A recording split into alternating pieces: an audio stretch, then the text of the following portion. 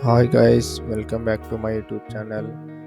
ನೀವು ಏನಾದರೂ ಮೊದಲನೇ ಬಾರಿಗೆ ನಮ್ಮ ಯೂಟ್ಯೂಬ್ ಚಾನಲನ್ನು ನೋಡ್ತಾ ಇದ್ದರೆ ಪ್ಲೀಸ್ ಸಬ್ಸ್ಕ್ರೈಬ್ ಮಾಡಿಕೊಳ್ಳ್ರಿ ಮತ್ತು ಲೈಕ್ ಮತ್ತು ಶೇರ್ ಮಾಡಿರಿ. ಹಾಗಾದರೆ ಬನ್ನಿ ಫ್ರೆಂಡ್ಸ್, ಹಂತವಾಗಿ ಅಪ್ಲಿಕೇಶನ್ ಹಾಕುವುದು ಹೇಗೆ ಎಂದು ತಿಳಿದುಕೊಳ್ಳುತ್ತಾ ಹೋಗೋಣ.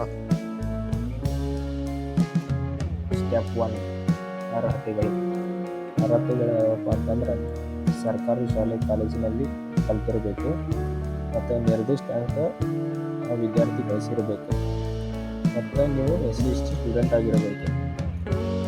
ಮತ್ತಿನ್ನು ಎರಡನೇ ಸ್ಟೆಪ್ ಏನಪ್ಪ ಅಂತಂದ್ರೆ ದಾಖಲಾತಿಗಳು ಯಾವ್ಯಾವ ಅಂದರೆ PUC marks card, Aadhaar card xerox, bank passbook xerox, ವಿದ್ಯಾರ್ಥಿ ಗುರುತಿನ ಚೀಟಿ ಒಂದು ಬೇಕು ಮತ್ತು ಕಾಸ್ಟ್ ಇನ್ಕಮ್ ಜೆರಾಕ್ಸ್ ಬೇಕು. ಸ್ಟೆಪ್ 3, ಅರ್ಜಿ ಸಲ್ಲಿಸುವುದು ಹೇಗೆ. ಅದರಾಗೆ 2 ಟೈಪ್ ಇದ್ದಾವೆ, ಆನ್ಲೈನ್ ಮತ್ತು ಆಫ್ಲೈನ್. ಆನ್ಲೈನ್ ಹೆಂಗಂದ್ರೆ ವೆಬ್ಸೈಟ್ ಮೂಲಕ ಅಪ್ಲಿಕೇಶನ್ ಹಾಕಿ ನೀವು ತೊಗೊಳ್ಬೋದು. ಮತ್ತು ಆಫ್ಲೈನ್ ಹೆಂಗಂದ್ರೆ ಸೈಬರ್ ಸೆಂಟರ್ಗೆ ಹೋಗಿ ವೆಬ್ಸೈಟ್ ಮೂಲಕ ಹಾಕಬೇಕು.